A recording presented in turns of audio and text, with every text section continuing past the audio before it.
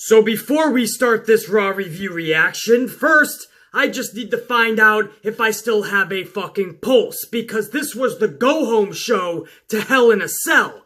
Hell in a Cell kicks off the Halloween season, and just like any zombie, none of us have a pulse this morning because WWE made sure of that last night for Raw, didn't they? Not only did they put us to sleep, they literally took the life out of us. So allow me to try to get some blood flowing right now before this video.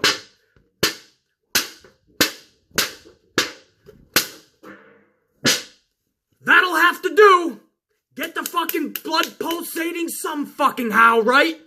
Because WWE RAW was even more tragic than usual last night. Now, we can throw them mulligans here and there, but when you honestly have a go-home show that is that fucking tragic, A, and B, and more importantly, doesn't do shit. I said, doesn't do shit. I said, doesn't do shit. To further the agenda of Hell in a Cell, to get us excited, to get us intrigued for this pay-per-view coming up Sunday night, didn't do anything for this pay-per-view at all, then that's when you know you have a fucking tragic situation on our hands. Especially on WWE's hands, but they don't have a fucking clue as to how bad their programming has gotten, because they got the big lucrative TV deals. But you know who else got a big lucrative TV deal? NASCAR. And NASCAR is dying a fast fucking death too. And by the end of their next TV deal, NASCAR might be in the shitter.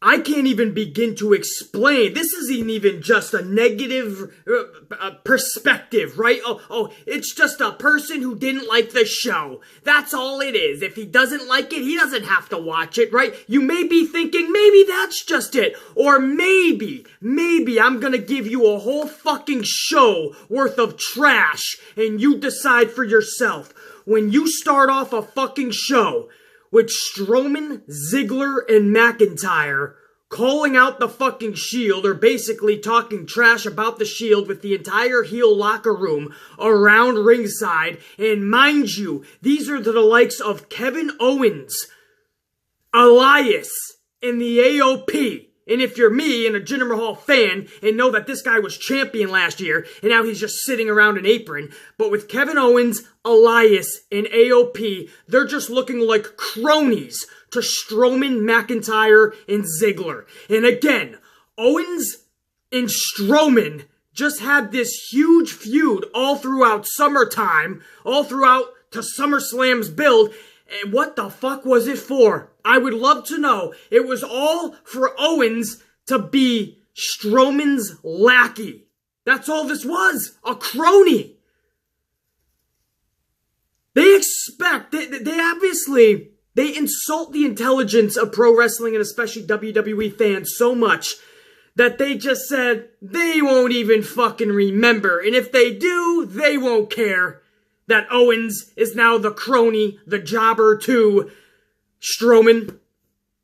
But I can take it a step more than that. The fact that Owens, Elias, and AOP, and Mahal, these people are just sitting around ringside as the cronies to Strowman, Ziggler, and McIntyre is fucking nauseating. If it isn't to you, I don't know what fucking planet you come from that you could be that fucking acceptable to all the shit that they give you. Because I promise you, this is absolutely the utmost degree in insulting someone's intelligence. When you can honestly take it to that degree and have this long, strung out, multi-month feud between Owens and Strowman, and now he's just sitting on the outside after he had this epic angle going where he quit. And then 1 week later, he's attacking Bobby Lashley. And on the same show, now he's aligned forces with fucking Strowman for the better good of getting the Shield out of WWE. Yeah, that's fucking believable. So somehow the Shield does come through the crowd with these fucking axe handles or whatever the fuck they were, and they clear out the entire heel locker room. So if Owens, Elias, and AOP didn't look like clowns enough, they really look like fucking jokes after the Shield comes out and beats every single one of them up. The entire heel locker room destroyed. 3 guys with some axe handles, and Strowman and Ziggler and McIntyre go up the rampway, and they're just like, "Ah, you got all them, but you didn't get us. Mwahahaha. Hell in a Cell. That's your big build-up." And the Shield is basically celebrating in the middle of the ring after they cleared out the entire fucking locker room. Nothing epic. The Shield didn't roll up in some fucking Humvees or some fucking army tanks like we used to see DX, right? You're going to war with the entire heel locker room, and they just come through the crowd like they're about to order some fucking iced teas from the local fucking convenience store. They're just strolling on in. Never mind, you got an entire fucking heel locker room about to beat the shit out of you. We're just coming right in. Just want our iced teas. Oh, we're gonna get into a fucking fight, it looks like. I brought my axe handles. You couldn't have made it any more fucking epic? Get some fucking life in us? They just came through like normal. There was some anticipation there. The Shield might show up, and they should. But how? How are they gonna do it? How is the heel locker room gonna get destroyed? It's gotta be in an epic way, right? You got the AOP out there. You got Owens out there. You really want to build up Elias, don't you? Wow, man. That was like all in like 3 minutes. The heel locker room, listen to my words, because I can't make this up. He's being negative on that review show. He just doesn't like the WWE, that BC guy. Oh, really? Really? Let me explain this to you. In 3 minutes, 3 dudes beat up the entire heel locker room. 3 fucking minutes. And then, this is where it really gets fucking hilarious to the point of nausea. You really want to fucking throw up at this point, because they literally cut, no fade to black commercial, digest the epicness that we just saw, right? Because that's what they wanted. They wanted us to have witnessed something epic. It was the opposite of epic. But even if they wanted us to believe it was epic, they didn't even fade to black and go to commercial. They cut right to the fucking Bella's promo. And the Riot Squad vandalized their fucking, who knows, their trailer, their dressing room, their fucking, their bathtub. Who the fuck knows? Ruby Riot and the Riot Squad vandalized some shit. So the Bellas are now furious. That's what we cut to. So when we went to commercial, they didn't want you thinking about the Shield beating up the entire heel locker room. I wonder why. They wanted you to think about the Bellas, because they're in action next. So we cut from that whole first segment, the Shield destroys the entire heel locker room, and we cut right to the Bellas, because that's much more important. Then we go to commercial. Then we come back, and it's Nikki Bella versus Ruby Riot. That's right. The tag team match from last week, the Riot Squad versus the Bella Twins. Now we just have Nikki Bella versus Ruby, because they took out Brie Bella, because they do not want her diving anywhere this week. So Nikki Bella's taking on Ruby. Of course, you got the Rack Attack 2.0. And Nikki Bella wins the match. Okay, this was just under 10 minutes-ish, right? And 10 minutes of fucking... Alright, what does that do for Ruby Riot? She's your future. Nikki Bella is somebody who's back. Okay, most of us can take it or leave it. It doesn't fucking matter to us. How is this building up Hell in a Cell? Ruby Riot and Nikki Bella have nothing to do with Hell in a Cell. How is this building it up at all? That's the first match kicking off Monday Night Raw. Then we go into a fucking Connor's Cure. A 10-minute segment. Yes, that's awesome that they do something like Connor's Cure. And I promise you, it's just to fit their fucking narrative. It's just to fit their fucking own little agendas. To look good for the advertisers and for other companies and marketers. And I get it. It's business. And it's also a great concept. 10 minutes at the beginning of Raw after we just saw the first match, which was Nikki Bella and Ruby Riot, and you're giving me over 10 minutes of Connor's Cure? And everybody's getting a fucking introduction, all these kids and shit, and the Big Show is taking forever on the shit. These kids have honestly got more airtime than Sasha Banks has gotten the whole past calendar year on WWE Raw. Again, it's great. Great for them, great for fucking the world to be able to participate in something like that. But when you're starting off a Monday Night Raw and you're trying to really fucking get fans excited for that show and also everybody excited for Hell in a Cell, and you take over 10 minutes for that at the beginning, Wow, man, that has to be placed somewhere else in the night, and it also has to be shorter. I get it. I'm not gonna be politically correct with you people. I'm not gonna be like, oh, it's Connor's Cure, BC. How mean can you be? Even if it's a half an hour, it's such a good cause. How could you not get teary-eyed, BC? Because I don't. Because I'm not a PC bitch. I'm B motherfucking C, and I know how a show should be. It's great to introduce the kids, send out the message of Connor's Cure. How can we all help? Look what we're doing, advertisers. Look what we're doing. Connor's Cure, isn't it awesome? 5 minutes tops, and move on. The bottom line, somebody's gotta say it. I'll be the bad guy. 5 minutes of Connor's Cure, and move on. 10 minutes is too much. October, we're gonna have all the fucking ropes and every streamer and every fucking LED, everything's gonna be pink as it is. Starting after SummerSlam, we do all the causes and shit, and WWE will do everything in its power to push home that agenda so they look so good to all these big conglomerate companies. Don't think for 1 second they actually give a fuck. So right after a Bella match in a confusing, nonsensical Shield and Strowman segment and jumping the entire heel locker room, after all that, we fucking do 10 minutes of Connor's Cure. And it's great. Jim the Jogger and little Bobby the Berserker and whoever the fuck they name themselves. It's a cute moment. Way too long with the Big Show out there DJing this bullshit. And right there, I was ready to put my head through a fucking cement wall. And then you went on with what? What did we even go on with? Triple H has a fucking promo, the same promo he basically cut at SummerSlam. You're thinking maybe something cool happened. Shawn Michaels maybe show up, Undertaker, maybe all three of them will be in the ring together. No! It's just H responding to his own original response. What do I mean by that? After SummerSlam, Triple H started all this with The Undertaker, right? Oh, at Super Show, I'm gonna do this to you, and I'm gonna do this, and blah, blah. And then The Undertaker comes out the next week, and he responds. So now we have a 4th grade respawn battle. Nobody's doing anything, but every week we're gonna have somebody come out and respond to each other.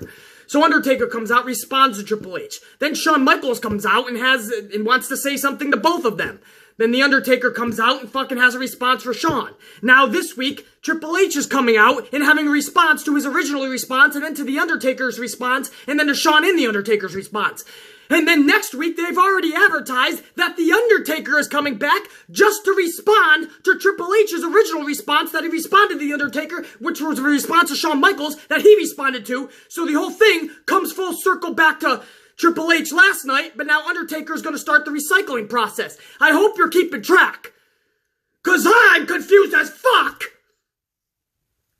Every week now, they've already advertised Undertaker next week. So every week, until this Super Show, Triple H will be on 1 week, Undertaker the next week. Maybe they throw Shawn Michaels in there another week because he's supposed to be the special guest referee at the Super Show October 6th, Melbourne, Australia. Woo fucking woo!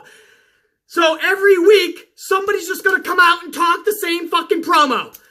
Now Undertaker will come out next week because I'm gonna do this to you, Triple H. And then the next week, Triple H will come back. Undertaker, I'm gonna do this to you. I'm gonna put you down, boy. I'm gonna put you down. No, Undertaker, I'm putting you down. Undertaker comes the next week. Boy, what I tell you, you will rest in peace. Triple H the next week. Nuh-uh, I'm putting you down. You're gonna be put down, Undertaker, once and for all. Boy, what I tell you, you will rest in peace. Fuck you, Undertaker, fuck you. I got Shawn Michaels as a referee. That's right, boys, settle down. I kind of want to come back. I don't know if I should. I want to keep my word. I'm going to referee. Bam, boom, boom, boom, boom. Every fucking week, this is what we're going to get. It's going to be like 2 4th graders who won't fucking fight, but they're going to fucking talk a lot of shit beforehand. And it's usually the same fucking shit. Why do we need them to do that? They have cell phones. Text each other. That's right, picture The Undertaker texting. But fuck it, at this point, it's much easier than getting on a plane, flying all the way there, speaking for 2 minutes about the same bullshit you already spoke about. He tells Triple H, I'm gonna beat you up. And Triple H responds, I'm gonna beat you up. Yeah, meet me at the Oak Tree at 3 o'clock after school. I'll be there, Taker. You better fucking be prepared. Don't need to be. Already beat you once. Hey, man, that's fucked up. I'm gonna get you this time. I'm putting you down. Yeah, you're gonna rest in peace. Have a texting battle and then put that up on Raw. That's fine. That'll be more entertaining than seeing this bullshit. Triple H comes out last night. It's the same fucking promo after SummerSlam. I'm gonna do this to you, Undertaker. And then they say that The Undertaker will officially be there next Monday to respond to Triple H. What the fuck do you mean respond? They've already been doing this for weeks. Respond. And then they come back and respond. And I'm gonna have a response. And I'm gonna have a response. And at the Super Showdown, we're gonna see a match we've already fucking seen. So after the first hour, are you fucking excited? Are you fucking pumped up at this point after the first hour of Raw? What the fuck you mean you're not excited? Oh, because you were asleep? Well, I don't fucking blame you. They sucked the life out of us in the first fucking hour.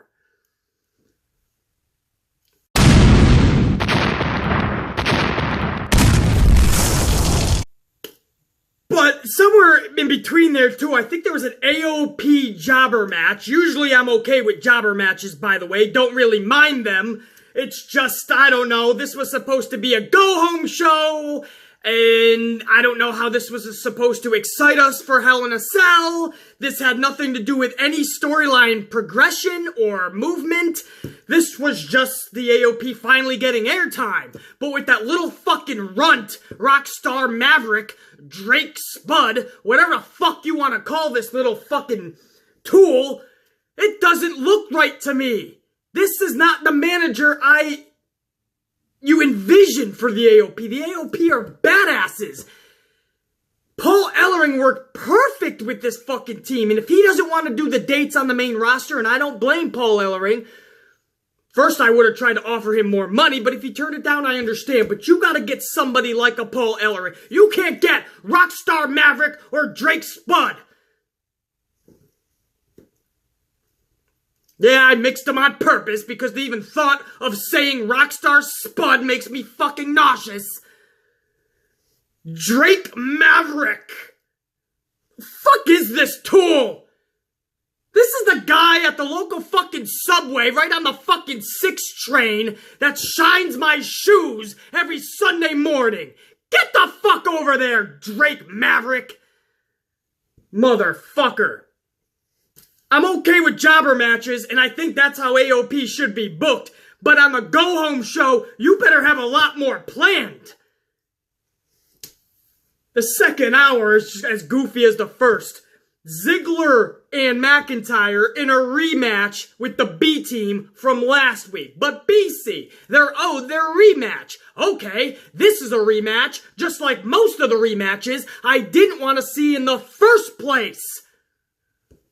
I don't care if there's championships on the line or donuts and coffee. Okay? That's bullshit. I definitely give a shit if there's donuts and coffee on the line. However, they weren't. It was just championships. Nonsensical championships that don't mean anything anymore too, by the way. Just like most of the championships in WWE, the tag team championships are hot fucking potato for everybody. Shit, look at the former champions, the B team. You talk about clowns, they're the biggest ones right now. This huge fucking underdog winning streak, and now they can't even fucking buy a victory. If they robbed the bank, grabbed $10 million, they still couldn't buy a victory at this point. And McIntyre and Ziggler win this fucking rematch that nobody wanted to see anyway. After the match, and by the way, during that brawl in the beginning segment with the Shield and the heel locker room, Corbin told the Shield to leave or they're going to be arrested again. So after this match, this tag team match, Ziggler and McIntyre versus the B team, after this match, you have the fucking Shield, or at least 2/3 of it, Dean Ambrose and Seth Rollins, they jump McIntyre and Ziggler. And this sets up a backstage segment where Corbin is about to arrest Ambrose and Rollins for returning to the arena, but Ambrose and Rollins are like, we're not even the Shield. What are you talking about? We're just Rollins and Ambrose. We're not the Shield because they don't have Roman, so you can't arrest us. And Corbin's like, oh, you take me for an idiot, and he calls the cops over, but Rollins is like, you know what? You falsened the fucking paperwork last week to get us arrested. So actually, that is a crime in itself. So Rollins is basically saying, I'm about to get you arrested to Corbin. So Corbin's like, no, maybe we can work something out. So the thing they worked out is what we already fucking knew anyway. McIntyre and Ziggler are going to take on Rollins and Ambrose for the tag straps at Hell in a Cell. We already know that. And what? Do you give them the Rollins and Ambrose so after just a couple of weeks of beating the B team for the straps, a couple weeks later, they already drop it to 2/3 of the Shield? Or does McIntyre and McIntyre and Ziggler keep the straps, and then in Melbourne a few weeks later on October 6th, then they drop it?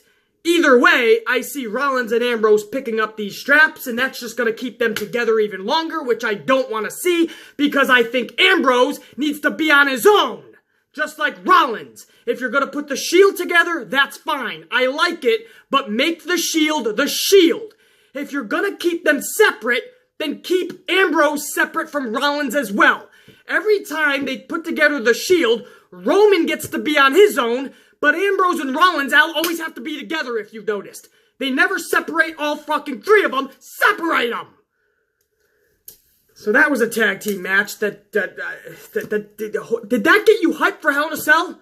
Rollins and Ambrose versus McIntyre and Ziggler. We already knew it was coming. Kevin Owens versus Tyler Breeze. Makes quick work of Tyler Breeze. And then Kevin Owens gets on the mic, and he wants us to believe that he quit because he was pissed off that Lashley took out Sami Zayn. So he quit WWE because of fucking Lashley and what he did to Zayn. But then he came back 1 week later because he was upset that the Shield was taking over, and Corbin called him and said, hey, can you help? No. In reality, Vince McMahon fucking didn't go with his original booking, panicked, said, hey, we need Owens for this angle because we don't have enough star heel power, and whose fault is that but fucking his? So they had to bring back Owens. Owens probably wasn't due back until the very earliest Hell in a Cell. But here he is a week later last week. And that's because Vince McMahon was like, oh, cut that storyline. Let's bring him back next week. But Vince, that's only 1 week. That's fine. We need him to be a jabroni on the outside for Braun. But Vince, he just had this huge feud with Braun all summer. That's all right. They're stupid as fuck. They'll accept it. So that's what Owens wants us to believe. So that was his big hoorah speech. This is why I came back. See? Now you guys understand, right? Now you look like more of a tool than you did last week. Oh, I'm not done with this horrible shit. You thought you were done with rematches, motherfucker? No. Chad Gable and Bobby Roode. Gable should be on his own. Roode should be on his own. Let's throw them together, and they're taking on the Ascension. Second week in a row. A rematch of a match we didn't want to see anyway, because nobody, and I mean nobody, wants to see the Ascension. Of course, Roode and Gable win this. This is looking like, obviously, it's going to be a heel turn for one of them. It's got to be Bobby Roode, I would think. So Roode and Gable will eventually turn on each other, one of them. Again, it should be Roode. But it's just nonsensical to me. How is this building up Hell in a Cell? Neither of these teams are prevalent at all at Hell in a Cell. So not only does it do nothing for the go-home show for Hell in a Cell, but it's also a rematch we saw last week. I'm not even done. I'm not even done, man. Ronda Rousey and Natalya taking on Alexa Bliss and Mickie James. Now, if you want to pick a match of the night for the Amplified, man, this would be it, I guess. And that's not saying much.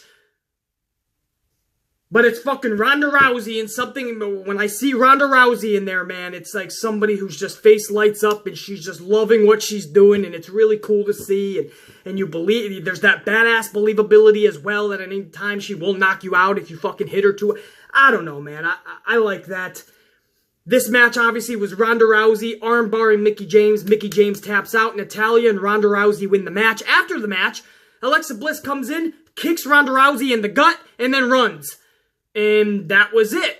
Alexa Bliss is smiling like she won the match, but she lost and she just threw a kick to Ronda. Now they're selling that this was the first time in Ronda Rousey's WWE career that she's been injured. Her ribs are a little banged up. So they're going to sell that at Hell in a Cell, obviously. I don't give a fuck if she had all her ribs fractured. Ronda Rousey would still go in there and in 12 seconds defeat Alexa Bliss. 6 seconds if she didn't have broken ribs. But with broken ribs, 12 seconds. That's believability. But in Vince's mind, oh, we're going to have Alexa go in there and for fucking 10 minutes, Alexa's going to have the upper hand beating the shit out of Ronda's ribs. Yay, that's going to be entertaining as fuck. So that was that whole... I don't know what that did to get me excited for Alexa and Ronda. How does that get us pumped up? Ronda armbars Mickey for a win, and then Alexa just kicks Ronda in the stomach. Oh, I gotta see this match. I gotta see this match, man. Did you guys see what happened? Dude, after the match, dude. No, you gotta go back and check it out. Alexa got in the ring and kicked Ronda in the stomach, dude. I know. I couldn't sleep last night either. I'm pumped. A kick in the stomach. Ronda's revenge is gonna be epic. Come on, brah. Come on, brah. Best part of the night, Mick Foley. We all can agree on that, right? Mick Foley giving a promo. Man, that's a goosebumps moment anytime. Mick Foley comes out. It wasn't the stereotypical, what happened to me in the cell and I lost my fucking, who I was in that cell. It wasn't that stereotypical speech that he usually gives. Elias started this thing off, and Elias is pure fucking gold. So when you mix him with pure fucking legend like Mick Foley, I just love seeing that. Just like I loved Elias and Trish Stratus. That segment was badass a couple of weeks ago. This segment with Mick Foley, I felt badass, man. Elias is, like I said, gold. This guy is a tremendous superstar. It's amazing that they're not booking him in the matches this way. Promos and giving him airtime is fucking beautiful. Matches, he's losing every which way. And it's fucking mind-boggling to me. But giving him these moments, man, it's really fucking cool. And he started this thing off. Mick Foley interrupts him. Mick Foley is talking about how he sees something in fucking Elias, but that's in the future. He's talking about the future like 6 nights, and he wants to talk a little bit about the cell. But Elias is like, Mick, I respect what you've done and all that jazz, but you are 20 years ago. You are the forgotten entity. I am the future. This is about me. This is my time right now. One of those, basically one of those spiels. And this is where fucking Mick Foley just did his classic fucking promo. And he went off and talking about how what happens Sunday at Hell in a Cell, he's going to be inside of it himself because he went to Steph and he said, I cannot be 20 years later on the 20th anniversary. I can't be just sitting on my couch. I don't want to be just at ringside. Let me do anything. Let me ring the bell. Let me referee. Let me do anything. And Stephanie allowed him to be the special guest referee, and Mick Foley makes this big announcement. So Foley will be inside of Hell in a Cell, Strowman versus Reigns as a special guest referee. And you can bet your ass one or two things is going to happen. We're already hearing that there's a spot planned for Mick Foley. Some big spot. Now, here's the thing. Jeff Hardy doing a spot at this Sunday, I'm okay with. And even that makes me cringe a little bit. But Mick Foley, he already put his body through so much, he don't need to be doing any more spots. So if he does do this spot's what we're hearing, I'm hoping it's all fucking done in a safe manner because we want Mick Foley to see the Monday after. Mick Foley's a nut, obviously, and if he puts his mind on something, he's gonna do it. So if he wants to do a spot and Vince is crazy enough to okay it, you could see Mick Foley do something pretty crazy inside that cell. That's number one. Or number two, Mick Foley is just another crony for Stephanie McMahon, and he is supposed to help Braun Strowman against Roman. That's not saying Strowman wins the match, but maybe Mick Foley is working for Steph. After all, Mick Foley said, I asked Stephanie McMahon for a spot 20 years later on the anniversary. I need to be a part of it. And Stephanie granted him to be inside the cell. Does this mean Mick Foley is working for Stephanie McMahon? We'll find out Sunday. That's a little bit of intrigue, at least for Hell in a Cell. That was an exciting segment. Finally, it took 2.5+ hours, and we finally got some entertainment.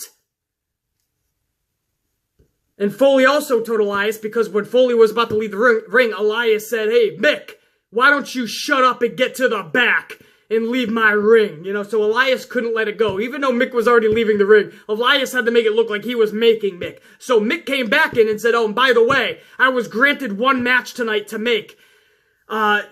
Basically, like, you know, he was the former GM, so they let him, as a nostalgia act, hey, Mick, you can make one match tonight. So Mick Foley told Elias, you're going to be fighting right now against this man, and it was Finn Balor. So here's Balor versus Elias in the main event of the go-home show to Hell in a Cell. I'm okay with Elias and Balor in the middle of Raw or to kick off Raw or something like that, but your main event for Hell in a Cell and Elias and Balor don't have anything to do with Hell in a Cell. How is that pumping us up? BC, it wasn't the last segment. That was going to be Strowman and Reigns. That's your main event. Your main event has nothing to do with Hell in a Cell. Do you not understand that? Balor rolls up Elias, by the way. Finn Balor, 3 count.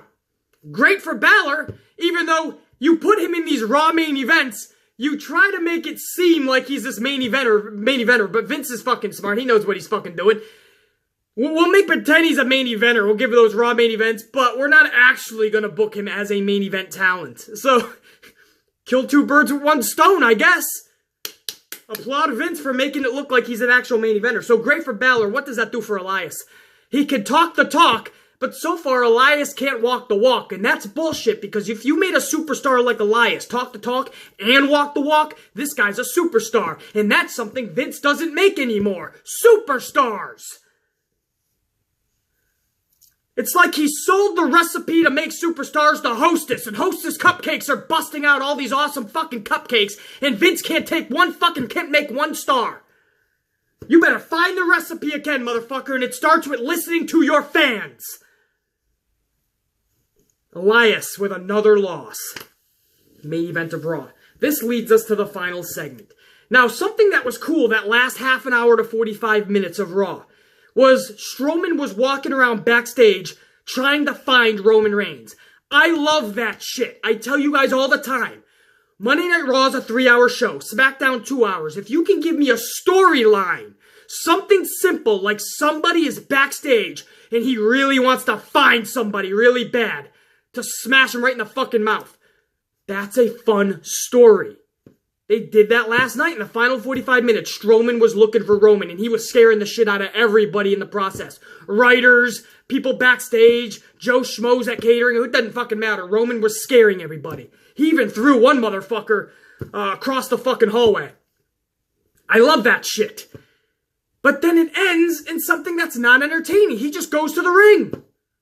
Charlie Caruso's like, I know that if you go to the ring, Roman's probably gonna follow you. And Strowman's like, yeah, good idea.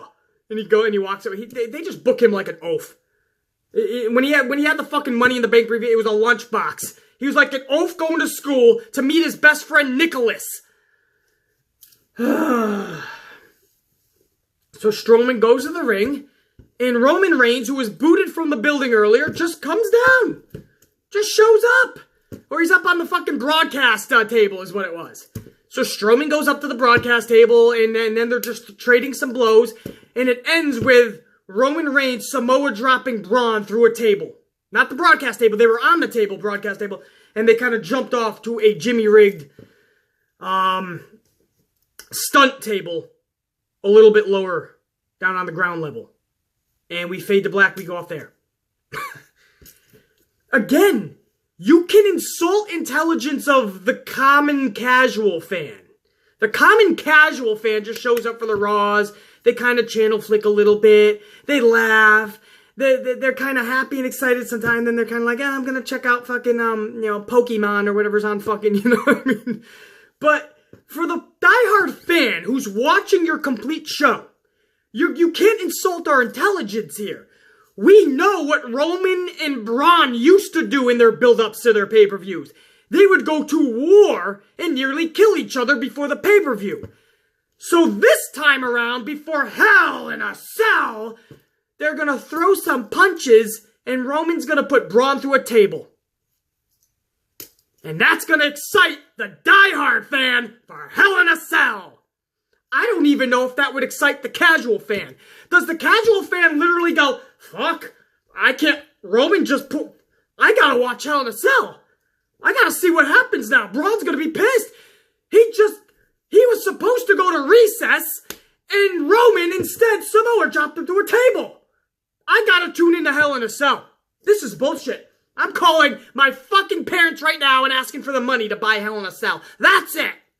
Mom, Dad, can I get Hell in a Cell? Roman put Braun through a table. Alexa kicked Ronda in the stomach. I need to know what happens. I can't even, there's nothing else to talk about. That was the whole show. The whole fucking show, the only highlight was Foley and Elias face to face. What else was fucking epic? Triple H's promo, we already saw that. And then we saw an Undertaker and Shawn Michaels promo. That promo would knock any Triple H promo out of the water.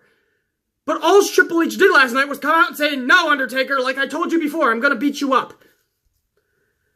Nikki Bella defeats Ruby Riott. Alright, AOP beat a couple of jobbers. What the fuck happened? Ziggler and McIntyre beat the B team in a rematch from last week. Gable and Rude beat the Ascension in a rematch from last week. Rousey and Natalya beat Bliss and Mickie James, but we've been seeing these four, along with Alicia Fox, every single week for the past 2 months. And then nonsensical, weird, confusing bullshit between Strowman and Roman Reigns. An ending that left a lot more to be desired because we've already seen so much between these two. We've seen them go to war. These two needed to be in the fucking streets of New Orleans. Is that where they were last night? They needed to be in the streets beating the shit out of each other when we faded to black. Instead, Vince took the easy way out. Let's put him through a table and let's end the show. I gotta go to my XFL. And Triple H is like, yeah, I gotta go to my NXT. And Stephanie's like, yeah, I gotta go to my fucking women's movement march. Nobody gives a fuck about the WWE anymore. Nobody in charge. That's not just a catastrophically horrible Raw. That's not just a tragic Raw. That is a go-home show to a pay-per-view called Hell in a Cell, and there was nothing good about it, aside from Mick Foley thankfully returning. But clearly, there's no way he could have saved that shit. To say this was a train wreck going off the tracks would be an understatement. That would be a compliment. This was like watching an island just blow up. Just a fucking island. Hey, that's a beautiful island right there. You could do, there's so much potential with this island. I could build here. I could make this here. We could populate it here. This could be a nice residential area. We could film some TV shows. This island is so, and then boom! It just explodes. And we're like, fuck! That island had so much potential. How did it blow up? Well, nobody took care of it, BC. The island was under horrible management, and it just blew up. It's in the smithereens now. You could have done so much with this island, but it's blown up now. Nobody's gonna live here now. You ain't gonna build anything now. That was Monday Night Raw. Raw is this little fucking island that has so much potential, and just every week it just seeps lower and lower into the fucking realms of misery, and it brings everybody with them. It sucks the life out of its viewers. If you saw that Twitter post I put up last night, said something like, just another Monday Night Raw, and you see all the people just kind of like fucking depressed and miserable and about to pass out. That's what Raw does to us, and that's what last night did. And again, that was supposed to be a go-home show, your most epic shows, and it was absolute fucking trash. How the fuck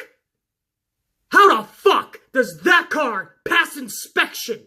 How does that get through Vince, or is Vince the one who fucking made the complete shit?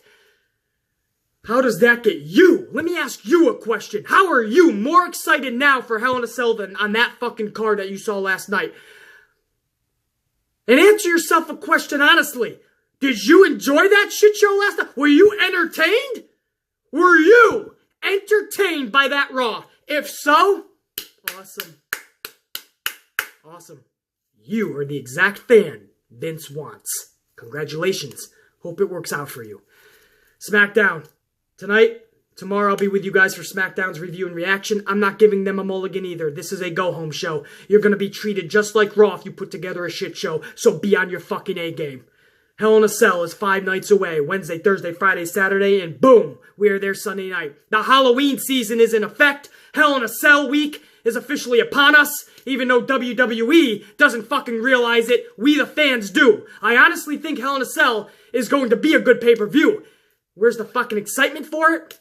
Nowhere to be found. Hopefully SmackDown can find it. Coffees and ass whippings, you know the deal. Amplified, man. And for now, check you later.